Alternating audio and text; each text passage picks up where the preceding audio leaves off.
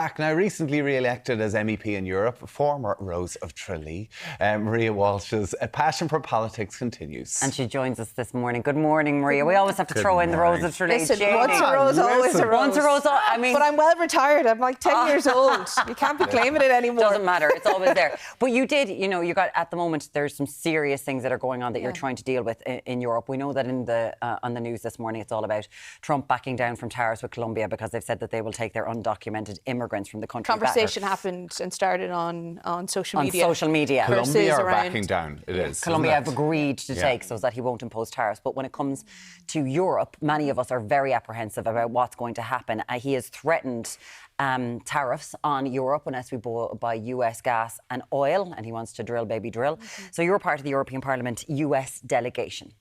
How is this being viewed in the Parliament? Is this posturing by Trump, or will he push this button? Yeah, I must say, from the 2019 election, we were quite a centre-left government, and our Parliament. What I mean by that is very humanitarian-focused, understanding we have to work together. Democracy and people sitting around the table is the only way we can progress.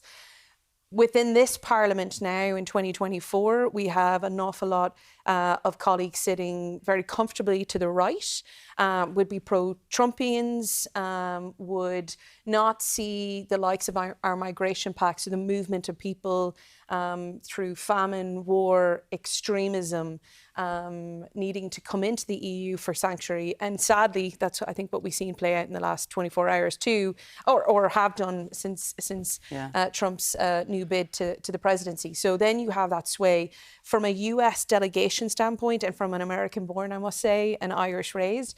I'm particularly worried based on the movement of people, our economy, of course, and then ultimately what it means for democracy overall. Because as we know, the use of social media, the use of words maybe 5-10 years ago, as a politician was seen as you have to lead, you have to make sure your language is really correct and clear, and that we're talking about people, not what we see now where two countries in a diplomatic war on tariffs and people are being played out on social media in particular. It's a worry. It's a worry. Yeah. It's a worry. Yeah. What can the EU do?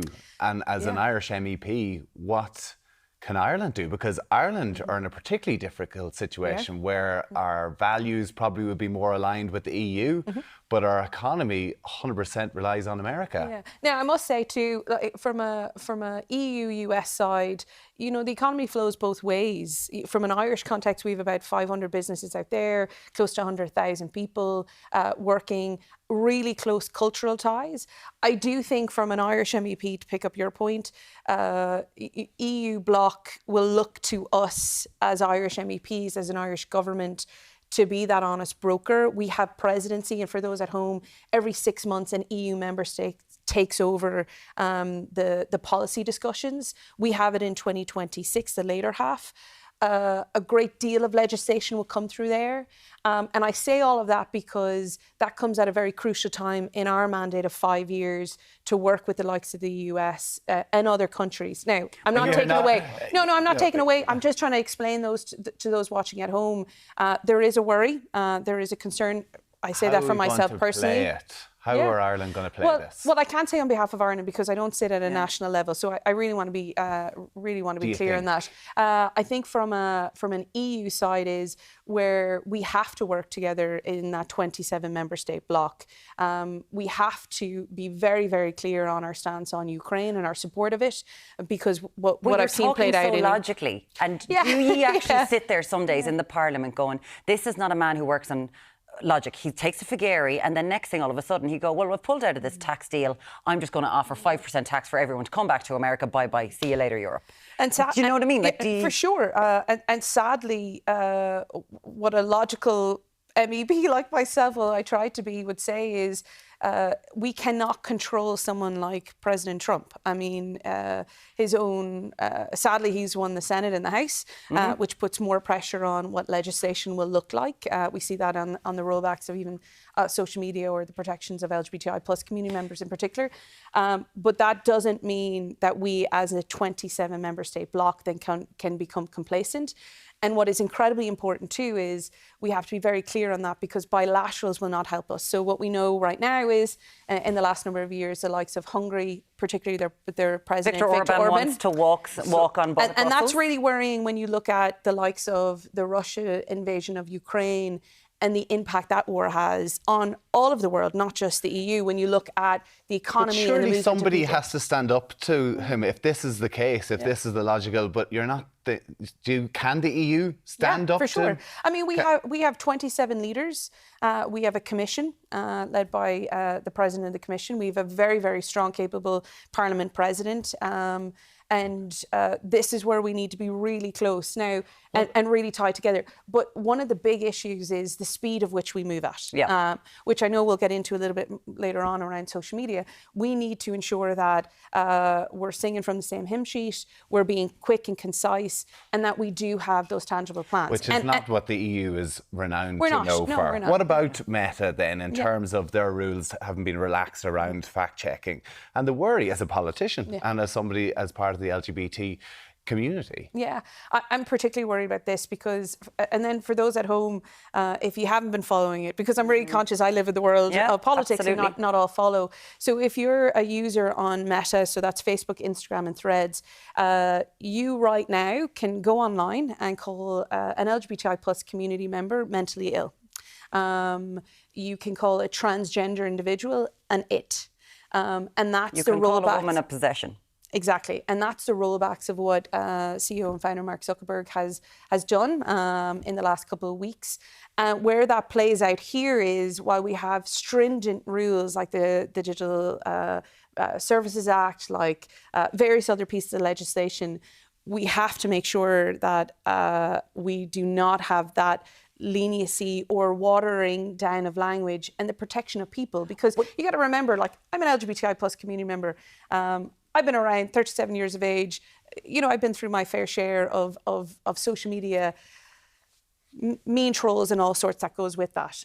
No doubt you also have too, given your public role. But if I was a 14, 15-year-old transgender kid, a part of the LGBTI plus community, reading online the fact that what I am and who I am is mentally ill, I mean, so that's what can be done? Heartbreaking. What can be done with this? Yeah. So from an EU side, and to be clear, to pick up on your previous points around what Ireland can do, we're home to many of these multinationals. So we have to be very, very clear. We also have, obviously, the data commissioners. We have the Commission, Commissioner Michael McGrath, and his role around the protection of people online as well as offline.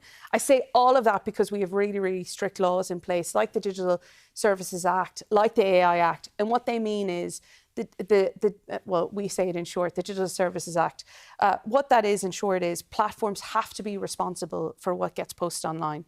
The issue is the speed of which that's happening.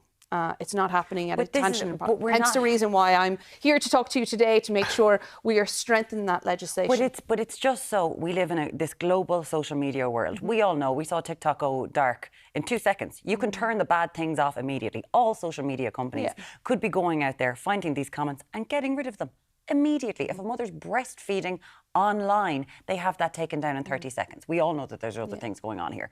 But it is global. The laws that are in America, we're legislated a different way here, but we're going to see it. We're going to see this happening all the time. We can deal with it. We can put our own stamp, can we not? Well, or from an EU and an Irish point of view. Yeah, to pick up, and I didn't mean to cut across it, to pick up on something that is incredibly important to me in stopping and eradicating is the likes of deepfakes. So for those at home, deepfakes are images, videos, audio files that are created using artificial intelligence. Sadly, what studies is telling us is 96% of the targeted videos and content online using deepfakes is targeted towards women. 99% of them are pornographic. Which is terrifying because while we might see it online within a couple of hours or a couple of days, you know, people might not see that for a couple of weeks and their lives are torn apart. What we are trying to do, and pick up from both your questions around what can we do, we have various forms of legislation, as I mentioned. We need more teeth to that, whether it be watermarking like China and some of the US is doing. An image can't go online unless it's been checked. do we go into the verification? So you have to have something like Airbnb, you have to have various forms of ID up. I certainly would be in favour of that. So for that people we don't to have to register the use of online. Do you think that we should be doing put your that? passport when you go online to verify who each user is. I think we're going to have to get. I think we're going to have to, because ultimately, right now, to all the points of the frustration, and I'm with you on that one too, is the creators are not being stopped and are not facing judicial It's up to the government to make them do it. For sure. And that's where we need to strengthen legislation. I'm not trying to even water that down. We absolutely need to find our teeth there.